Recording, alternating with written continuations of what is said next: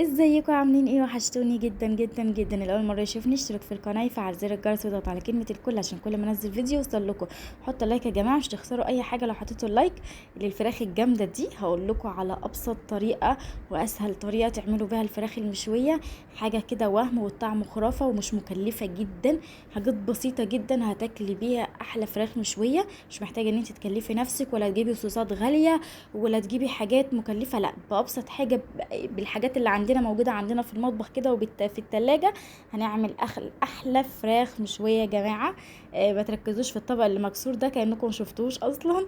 هنا زي ما انتم شايفين كده معايا بابريكا مدخنه، كزبره، ملح، توم باودر، بصل باودر، فلفل اسود. وهنا طبعا زي ما انتم شفتوا كده 2 طماطم، 2 حبات طماطم وبصل و2 حبات بصل وواحد فلفل اخضر كده زي ما انتم شايفين. هضرب بقى الطماطم والبصل والفلفل الاخضر، هضربهم مع بعض في الخلاط زي ما انتم شايفين. طلع اضربهم كده ضربه حلوه في الخلاط اهو كده، ضربتهم وخلصتهم. شايفين الجمال؟ هنا بقى هصفيهم يا جماعه، انا عايزه الميه بتاعتهم بس. لازم تصفوهم، انا عايزه الميه بتاعتهم بس عشان خاطر انا ما بحبش القشره والحاجات اللي زي كده، لكن انا بحب اهو شايفين بحب الميه كده تبقى صافيه. ميه الطماطم وميه البصل والفلفل الاخضر معاهم. هنا بقى كده هحط نقطه يعني معلقه كده خل، معلقه خل بتدي طراوه شويه معانا في التتبيله. وعلبه زبادي برضو، علبه واحده زبادي مش هنكلف كتير.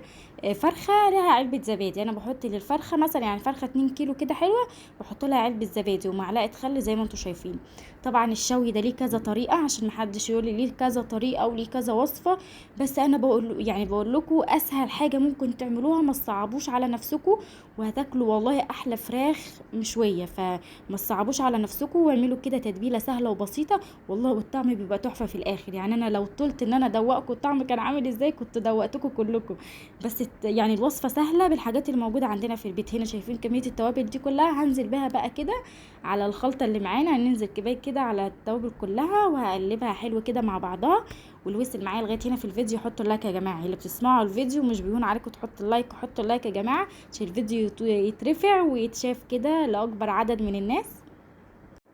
طبعا في بيضيف صوصات وفي بيضيف عسل لو عندك عسل، لكن انا بقول لكم على الطريقه اللي هي سهله كده وبتنول ايدينا نغير بقى في الاكل شويه بدل الطبيخ والحاجات التقليديه اللي احنا اتعودنا عليها. لا غيري كده واعملي لاولادك حبه فراخ مشويين بحاجات بسيطه، بحاجات موجوده عندك في المطبخ. التوابل موجوده في المطبخ، الطماطم، البصل، الفلفل، حاجات كل يا دوبك مش هتغرمي تجيبي من بره غير ان كانت علبه زبادي.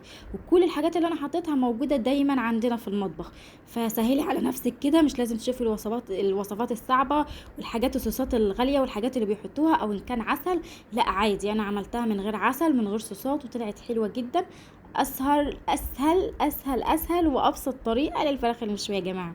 هنا كده هتبلها. طبعا الافضل انتوا عارفين ان انت تعمليها من الصبح او ان انت تبيتها من بالليل تاني يوم ان انت تشويها. هنا شايفين هدلك كده بايدي بقى. طبعا احنا بنعمل في بيوتنا بايدينا عادي، مش محتاجه بقى ولا جوينتي ولا حاجات من دي. انا بعمل بايدي عادي، ايدي انا غسلاها كويس. والفراخ بالحق انا الفراخ غسلاها حلوه جدا وعملت لها محلول نقع ونقعتها وخليتها كده زي ما انتم شفتوها شمعه كده منوره. وهنا بقى نزلت بقى في التتبيله زي ما انتم شايفين كده، واحطها بقى في التلاجة. اقل حاجه احطها 3 4 ساعات عشان انا ملحقتش بصراحه اعملها من الصبح بدري، او ان انا بيتها في التتبيله من قبلها بالليل. فعملتها كده ايه يعني، خدت 3 4 ساعات وكانت النتيجه برضو حلوه جدا. بس الافضل ان انت تعمليها مثلا تشوي بالليل، اعمليها من الصبح او بيتها في التلاجة من قبلها بيوم. وهنا عملت جنبها حبه كفته كده زي ما انتم شايفين، بس ما صورتش الطريقه بتاعتها، مع انه والله عجبت جوزي جدا وابني. قال لي بصراحه انا بعملها دايما، بس قال لي بصراحه المره دي الكفته كانت تحفه جدا، كانت احلى من اي مره انت بتعمليها فيها. لان عملت تركايه كده، عملت حركه كده غيرت معايا طعم الكفته خالص عن اي مره انا بعملها فيها. وان شاء الله في فيديو تاني هبقى اصور لكم التتبيله بتاعت الكفته المشويه. بس بصراحه جوزي يعني شهد لي، قال لي المره دي الكفته خطيره جدا، الكفته المشويه طعمها خطير يعني حاجه كده جميله. وهنا الفراخ خلصت والكفته خلصت، وهنا بقى هنحط ناكل ونتعشى واقول لكم يلا بقى سلام.